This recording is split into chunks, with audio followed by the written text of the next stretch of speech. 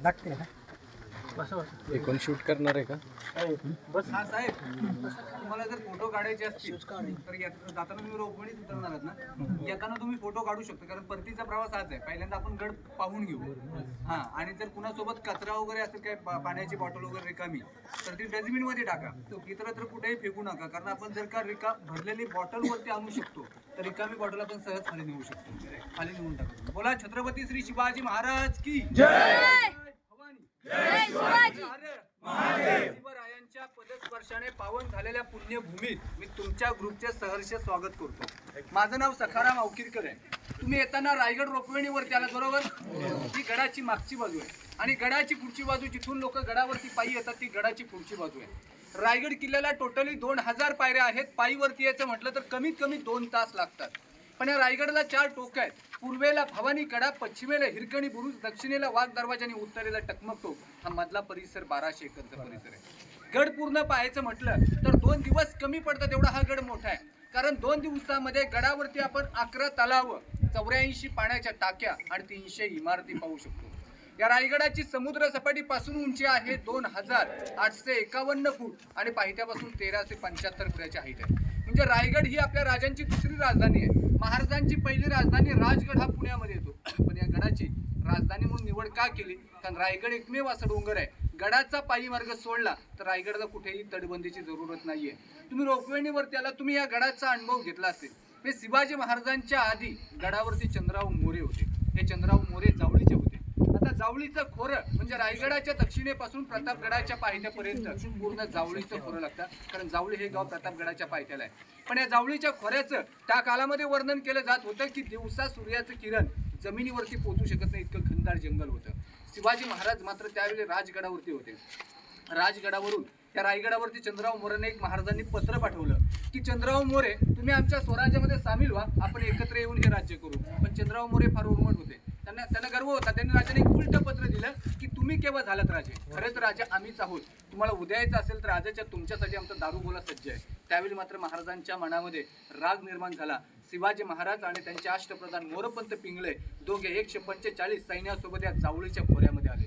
पण जावळीच्या खोऱ्यामध्ये चंद्रराव मोरेंचा एक भाऊ राहत होता, हनुमंतराव मोरे. राजाने त्याचा वध केला आणि जेव्हा शिवाजी महाराजांनी या रायगडाला पाहिलं तेव्हा त्यांच्या तोंडातून काही उद्गार बाहेर पडले.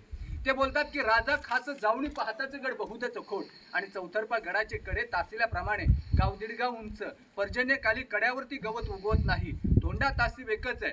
दौलताबाद हा पृथ्वीवरती चकोडगर खरा, परंतु उंचीने थोडका. आणि संतुष्ट होऊन बोलतात की तख्ता असं जागा. तख्त म्हणजे राजधानी. राजधानीसाठी महाराजांनी या गडाची निवड केली. पण महाराजांनी हा गड चंद्रराव मोऱ्यांकडून 15 मे 1656 मध्ये जिंकून घेतला.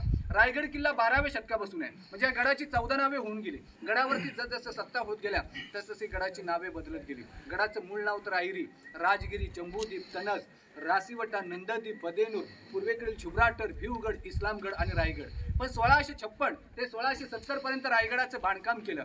बांधकाम करणारे राजांचे आर्किटेक्ट होते, त्यांचं नाव होते हिरोजी इंदुलकर. या रायगडाचं बांधकाम चालू असताना शिवाजी महाराज रायगडावरती नव्हते. या गडाच्या बांधकामासाठी पैसा नव्हता.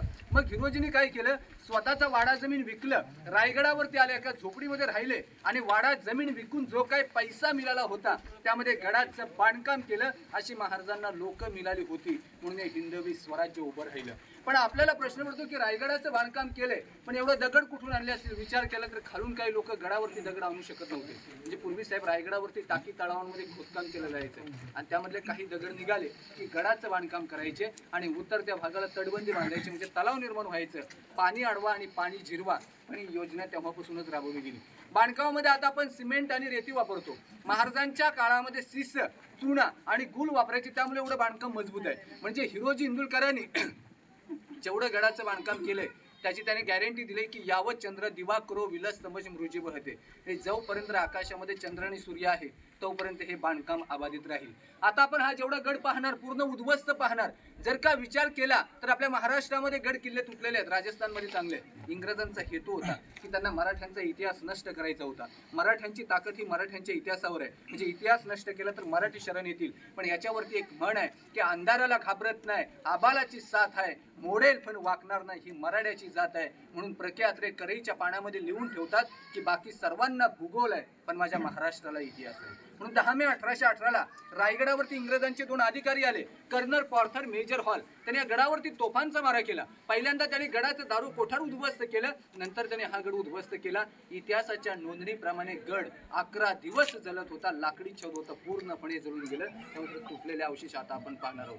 पण साहेब, तसे टोटली आपल्या महाराष्ट्रामध्ये महाराजांचे 360 किल्ले होते. राजांना फक्त 2च गड जिंकता नाही आले. एक संभाजीनगरमध्ये देवगिरी किल्ला आणि दुसरा मुरुड जंजिरा. पण मुरुड जंजिरा किल्ला घेण्यासाठी संभाजी महाराज गेले होते. जवळपास संभाजी महाराजांनी मुरुड जंजिरा किल्ला जिंकलाच होता, कारण त्यावेळी मुरुड जंजिरा किल्ला हा सिद्धीच्या ताब्यामध्ये होता आणि सिद्धीने औरंगजेबाची मदत मागितली.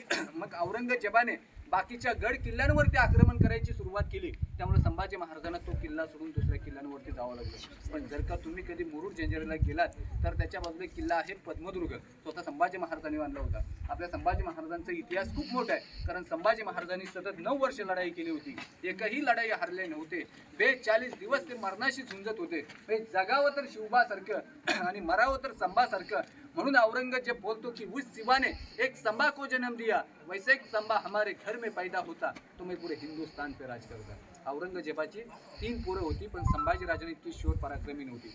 या रायगडाच्या 4ही बाजूला सह्याद्री पर्वत आहेत, पण गडाला कोणताही सह्याद्री पर्वत किंवा डोंगर त्याला कनेक्टर नाहीये जोडलेला. म्हणजे गुलाबाचं फुल एका कळीमधून उगम पावतं, हा रायगड एका खडकापासून बनलाय. आपण खालून पाहिलं तर फक्त